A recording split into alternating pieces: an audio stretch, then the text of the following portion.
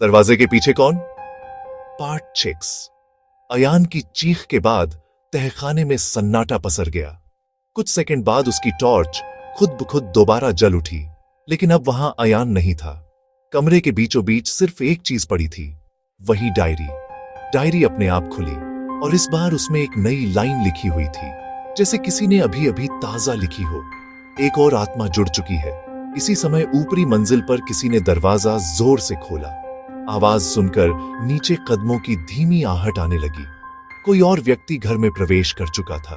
तहखाने की सीढ़ियों पर एक लड़की उतर रही थी, हाथ में फोन की फ्लैशलाइट लिए हुए। वह अयान की दोस्त थी, रिया, जो उसकी घंटों से ऑफलाइन लोकेशन देखकर उसे ढूंढते ढूंढते यहां आ पहुंची। अयान, तुम नीचे हो क्या? उसने आवाज लगाई। अचानक तहखाने की दीवार पर छाया हिली, लंबी, काली, बिल्कुल वैसी ही जैसी अयान ने देखी थी। रिया डर गई, लेकिन नीचे आने के लिए उसके पास एक वजह थी। जमीन पर उसे अयान का मोबाइल पड़ा दिखाई दिया। वह उसे उठाने झुकी ही थी कि उसके पीछे से एक फुसफुसाहट सुनाई दी। वह तुम्हारा इंतजार कर रहा था।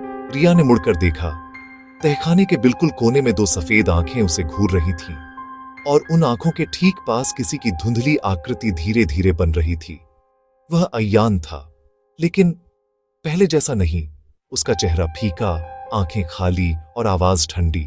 रिया, अब तुम्हारी बारी है। और फिर वही काली परछाई उसके साथ मिल गई, जैसे अयान अब दो लोग नहीं बल्कि कुछ और बन चुका हो। For next part, subscribe to Bonker Toons.